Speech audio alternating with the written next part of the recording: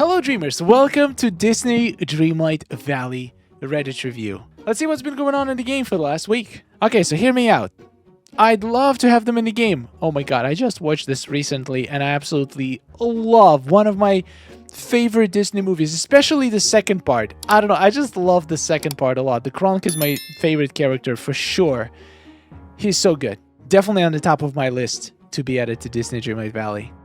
Lovely knitted. Oh, why? Why did you do this? Oh my god. The cat just bit my arm. What is wrong with you? And she's purring. She's enjoying herself. Ridiculous. I bring her closer just so she can be a part of the video. That's what I get? My god. Lovely knitted cardigan. Did you actually make this? This looks spot on. And it has a pocket too, which is even fancier. Or is it an actual replica of some kind of Disney merch and this is the real deal? That looks good. Please, devs. Yes. Yes. We discussed this many times. Honestly, if this specimen gets into Disney Dreamlight Valley, Eric is gonna have some serious competition. Wow. I think it's coming. Honestly, I don't see the reason why would they not add Prince Adam as potentially another dream bundle, just like we got Ariel legs, Ursula legs, basically Beast. So basically that means that it's possible to have different styles that basically use different forms, different skeletons. They're definitely going to need to basically change all of the animations and moves. And voice lines potentially from the Beast. I cannot imagine this guy sounding like Beast. So it's a lot of work, but they could make another 4,000 Moonstones Dream Bundle and sell us the Adam style plus a couple more Beast-related items. I would pay for that. Oscar's Cozy Corner, a Mulan-inspired secret garden in the plaza. Okay, let's take a look. Nice. Huh, that's a very good pattern for the floor. I like it. These two floors definitely look good together for the pattern. Nice.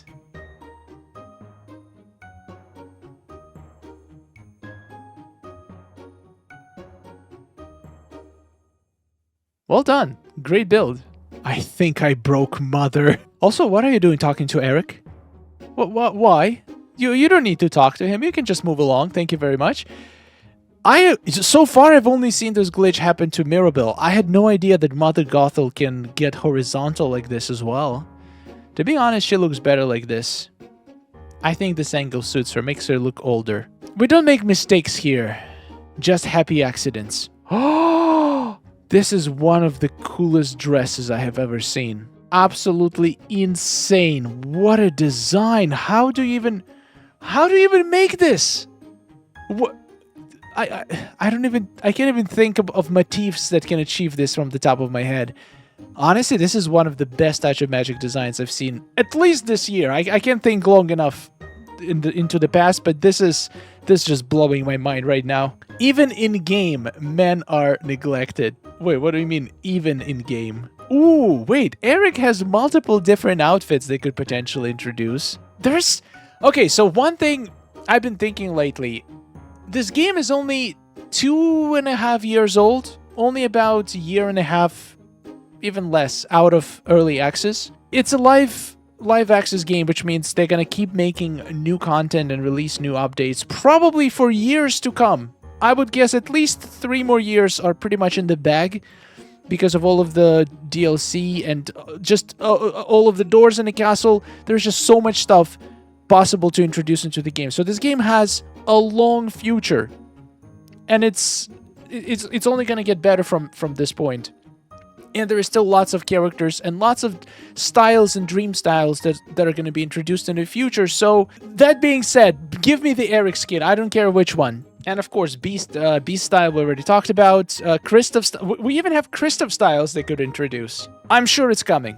Guys, years and years more of Disney Dreamlight Valley, we're gonna see all of this stuff added. I can almost guarantee it. Oh, Naveen Shang. Is this Eric with the dumb haircut? And this, I have no idea who this is. Yeah, definitely lots of male characters we need to add into the game. Eric needs competition. He's been having a monopoly on thirst traps in Disney Dreamlight Valley, so we need to add some healthy competition for him. I guess Flynn is kind of he's a decent competition, but I think Prince Adam, that's the final boss. Well, I feel dumb. Has this existed since day one? Before even reading this, I'm gonna take a guess. Is this about moving chests full of stuff? Let's find out. Little years later, just now today realized that I can put all my purchased house variations in the village at the same freaking time. Okay, that's the first time I see somebody realizing that later. Are you kidding? How did I not know this? I even quit buying them in the shop because to myself I'm thinking, when am I going to change the outward appearance of my house that often? Has this always been around? Oh my god. Okay, this one, it hasn't always been around, but it has been around for a very long time. Pretty much as soon as they introduced premium house skins, I think the next update after they did that, they allowed us to place extra houses. So it's been out there for at least, I would say, almost 2 years probably at this point. So I wonder how many more people didn't realize it. I just recently learned this myself, and I saw someone else put a house skin in each biome so you're not having to go to the main to drop off inventory all the time. Thought it was so smart, and I'm now stocking up my houses. Oh my god, the cat just fell down. I couldn't see it. You poor little baby. She thought the wall was behind her, and then I moved her cat tree a little bit closer to me so she could be in the frame. She tried to lean on the backside and fell down because there was no wall. Oh my god. Cats are hilarious. My god, you're funny. Okay, I'm reading the comments and I'm realizing a lot of people didn't realize this. A lot of people didn't realize you can enter these houses and they have separate interiors from the main house. It's incredible. Something that you take for granted. If you think about it, if somebody wasn't a part of the online community, or for example, wasn't watching Disney Dreamlight Valley content on YouTube of people using this, they probably wouldn't know unless you, like, I mean, technically there is a category in the furniture that is called houses. Maybe you just missed it.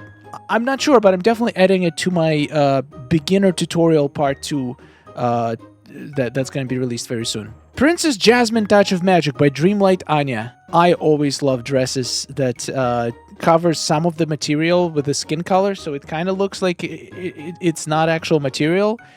It's a really good idea. It's a really great execution. I do hope that when Jasmine arrives to the game, hopefully later this month, we're actually gonna get some outfits that have like crop tops like this, because that seems like Jasmine's style, and I think it's gonna be cool to have them in the game. Mr. Scrooge McLiar. Mannequin. But remember, my stock isn't always the same. Don't lie to me. That's right. That's right. This is not even the biggest lie he says. The biggest lie he says is when he comes to you in the valley and just says, "Oh, remember, come visit my store. I have new stock in my store." And then you come and there's absolutely not a single new item. And you're like, yeah, I can't believe I fell for this again. Well, I feel like Scrooge should just not talk. If he doesn't have anything good to say, better not say anything, Scrooge. This is what it looks like when 37 of your villagers are assigned to mining and you're using even more miraculous pickaxe polish. 92 citrine in one shot. Are you serious?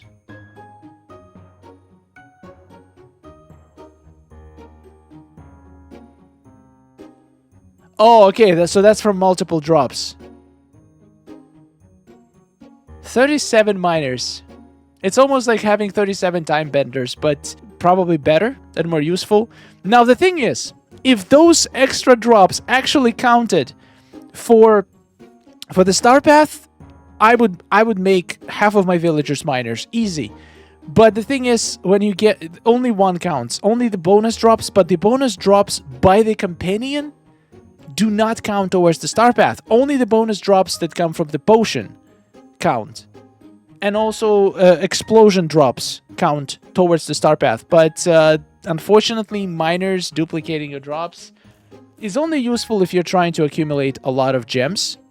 It is definitely useful for stuff like iron. You can get huge amounts of resources by mining. But it's also, when it comes to Star Path, it's just so frustrating getting these mountains of stuff and none of it counting. Memory field update. I'm gonna lose this competition, I feel like. I haven't expanded my memory field in a while because... Wait, do you have memories on the second level there as well? Okay, no. Okay, I think mine is still bigger, thankfully. I'm still leading the race, but this is impressive. This is very impressive. One of the biggest memories fields after mine that I've ever seen. To be fair, you probably have enough there to max out all your cookie memory. So maybe you should stop before you make a bigger field than mine. I do like holding a world record on the highest on the biggest memory field in the game, so I would like to keep that. Please, thank you very much. If you don't stop, I might have to start expanding my field as well. That's gonna be the craziest competition of all times until we run out of item limit. I'm sure this is a bug, but this happened while taking photos. I've seen this before. Yeah, that's a crazy bug. Just a bunch of pies and coins and an apple. I don't know how this bug works. I have a feeling this is like a default screen. So by default, everything just set to pies and then it just changes to whatever the character is. It is a funny glitch. And imagine submitting this to Dreamsnaps if you can actually get it on photo. That's hilarious. Dreamsnaps equal free money. Okay, this is interesting. Let's see. I'm the kind of a nerd who has kept track of every Dreamsnap reward I've collected. Today I decided to do the math and find the value of those rewards in real dollars. Ooh. As of today, I've collected 164,600 moonstones in Dreamsnap rewards. To buy that many moonstones, you could buy 11 packs of 14,500 at $50 a piece, plus one pack of 5,500 at $19.99. That works out to be 165,000 moonstones. Fair enough. Admittedly, some lazy math, I figured Gameloft has paid me at least $549 to play this game. Or if you buy your moonstones in packs of 1,200, the numbers goes up to $688, give or take. That's not counting the hundreds of blue chests I've opened, the Dreamsnaps voting rewards, or various other gifts along the way. Okay, I do have to disagree with the logic that Gameloft paid you that money, because there is no way for you to get those moonstones converted to real cash. You can say you saved that much money if you were to buy the moonstones, but I just don't know if you can say that Gameloft paid you the real money. I do agree with the concept though. Dreamsnaps are extremely underrated source of moonstones, and you can even see this chart. It's not just 4Ks. In fact, it seems like less than half of the Dreamsnaps got 4K, and this person still got pretty insane amount of moonstones. It is kind of funny how it's pretty much every other week 4K, then there's like a break, then back to every other week. It's interesting. I have a feeling it's like mostly only furniture challenges or only outfit challenges probably, but yeah, it definitely saves you a lot of money if you want to have all of the latest and greatest premium shop items. I feel like this is a pretty reasonable expectations to get from Dreamsnaps. There is a bunch of 300s here. There's a bunch of 600, 900. There's literally all kinds of rewards here. Very, very reasonable. So instead of paying $550, you can just do weekly Dreamsnaps for like a... I think this graph covers about a year. And yeah, if you're having fun from making Dreamsnaps, you can definitely get the best of the best premium shop items without ever needing to buy moonstones. One of these days I really need to interact with the system. So it seems like there is still a lot of players in this game who don't participate in Dreamsnaps at all. And it makes sense, because even on subreddit there is 220,000 people, and usually about 150,000 people submit Dreamsnaps every week, and probably most of the people who play this game are not even on the subreddit. So it's... I don't know. I don't know if there's any reliable source to see how many players actively play this game. I can actually check... Well, I can't check every single platform, but I'm sure it has to be at least 500,000. So at least 2/3 of the player base, in my opinion, do not even play Dreamsnaps at all. And they're just leaving so much moonstones on the table. Even if you only get 300, you can literally just take the most basic shot, which I'm not encouraging.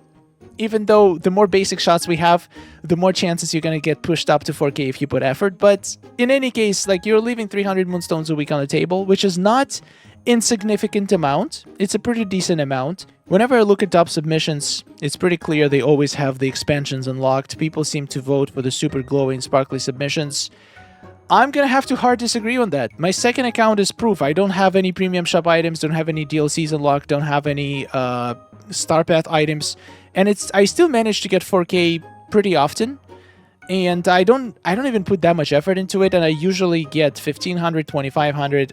It's been only once where I got 300, and that was some kind of a freak accident. I don't know what happened. I actually liked my submission a lot, but most of the time it's 900 plus. Most of the time it's 1500 plus. So it is possible, even if you don't have any of the fancy items or DLCs, but it does have a learning curve to it. So you definitely need to look into it. You definitely need to watch some tutorials. I could recommend. I have a bunch of tutorials on my channel on how to score better in Dreamsnaps. There is tutorials on lighting. I'm planning to make another Dreamsnap tutorial very soon as well.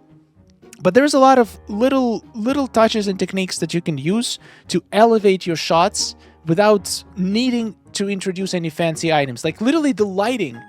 A lot of people just get the lighting, they get great shots, but then the lighting is just so bad that nobody can even appreciate how good the composition is because you can barely see it. And I'm gonna have to disagree about the bright and sparkly shots doing the best. Not always. Not always. Depends on the challenge. If I've seen plenty of super bright sparkly shots not doing great at all. So it's not just like you can just put a bunch of lights and sparkles in any shot and it's gonna automatically get high results. There is more to it.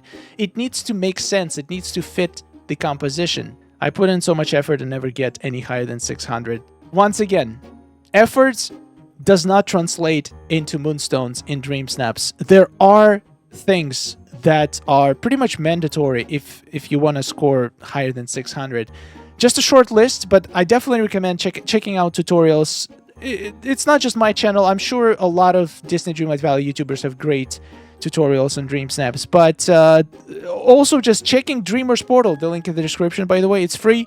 You can see what scored well on every single week. You can see results. You can see what people submit for the current week. And you can check people's history to see if they usually do great in Dreamsnaps. It's probably worth checking, like trying to figure out what are they doing in their Dreamsnaps that makes them score high consistently.